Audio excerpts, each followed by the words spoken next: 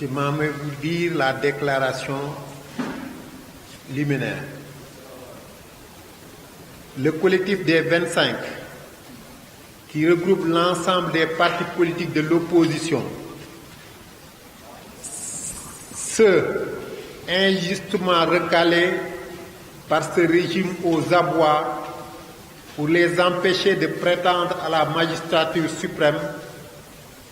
comme ceux admis provisoirement à se présenter aux élections sombres, ainsi que des leaders du Front national de résistance, des mouvements citoyens et de la société civile du département de Tivaouane, prend conscience de la pente dangereuse vers laquelle se glisse inéluctablement notre démocratie et notre patrie. En effet, le Conseil constitutionnel a décidé de confirmer la volonté de Macky Sall d'autoriser 5 candidats à participer avec lui aux élections présidentielles. Et cela n'en déplaise au peuple. Nous, collectif des 25 du département de Tivaouane, à l'image du collectif au niveau national, décidons de garder l'unité et la solidarité dans le combat pour la liberté et de consentir aux sacrifices qui donnent à notre peuple, à notre nation, à notre courageuse patrie son rayonnement démocratique, sa souveraineté et son indépendance. Récusons les décisions du Conseil constitutionnel et engageons la responsabilité directe et personnelle de Pape Ousmane Sakho. Exigeons une autorité indépendante pour l'organisation d'élections transparentes et démocratiques le 24 février 2019. Demandons enfin à tous ceux qui aiment ce pays de nous rejoindre pour défendre l'honneur du peuple, la grandeur de la nation et le respect du droit et de la démocratie. Vive la République, vive le Sénégal. Salaamaaleykum.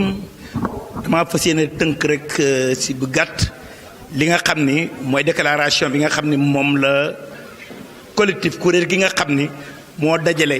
ñaar fukki candidat ak juróom yi ci département de Tivaouane duñu créé que fii comme nu ko defee sur le plan national. daje nañu réunion waxtaan def déclaration bi di xamal réew mi ak askanu Sénégal yi yépp ni Macky Sall tey jii jikko yi dafa bëgg a toog si place yi yàlla sunu borom bi bay yebal premier ministre bi nekk yonentam administre de la justice bay wax Sénégalais yi nga xam ne xewagul Macky Sall boo décidé ni man kat may bëre ji juróom la ñeent lay tànn ak sama muy juróom noonu nekk bokk si làmb ji yi mais yéen Sénégal yi seen kàddu ñoruma li ma décidé laay décidé premier ministre wax ko ministre de la justice wax ko loolu la conseil constitutionnel tëral. comme que ne loolu la Macky Sall bëgg di justice bi am si réew mi ñëpp xam na ni justice bi Macky Sall boo koy commandé di ko def loolu lu ko neex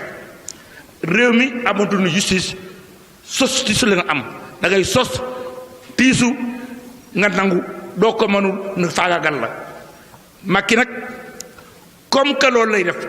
ñu wax nun collectif bi kuréel gi comme ni ko sunu kilifa yi nekk Dakar waxe noo ngi woo askan wi yépp lu taxu bañ li Macky Sall lu fas yéene def ci réew mi dafa fas yéene taal réew mi nag comme que dafa fas yéene taal réew mi nag nu bëgg a wax ak nun ak régulateurs sociaux yi muy kilifa diine yi ak kilifa aada yi xamal leen olof day wax ni da ngay balaa nga atte da ngay artu balaa nga atte da ngay artu kon ne nañu ñaan kilifa diine kilifa aada yi nan artu Macky Sall bala nu atte par atte dana wees. waa Tivaouane waa département de Tivaouane ñu nuyu sama naataango collectif opposition yi fi nekk yépp di nuyu citoyens yi société civile bi nga xam ni ñi ngi fi ak ñëpp ñoo xam ni ñi ngi ànd ak ñun ci xeex bii ñuy xeex ndax xeex bi weesu na léegi xeexu parti politique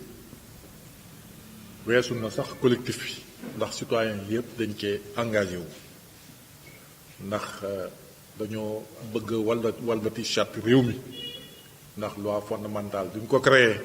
def référendum defe naa ni référendum décision assemblée nationale mbaa loi bu jógee assemblée nationale war na ko mën a tekki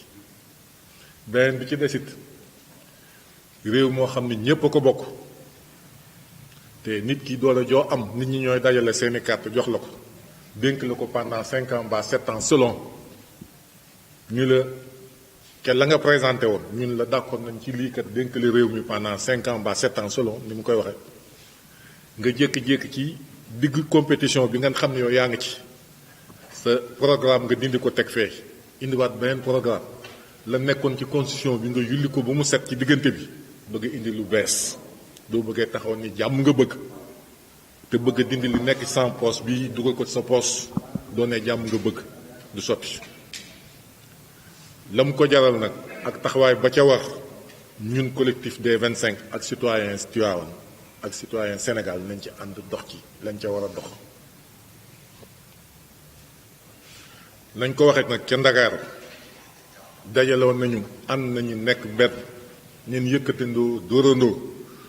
nañ ko def ci département yi def ko ci commune yi moom la ñu def fii ñi ngi toog nag di déglu la ca kaw la ñu wax duñ ñëwee nañ ca fekk duñ leen ca jiitu. Aboubacar Niang, coordinateur du parti pour l'unité et du rassemblement, parti PUR, au niveau du département de Tivaouane. Nous disons bonjour à tous les invités qui ont voulu répondre à l'appel du comité des 25.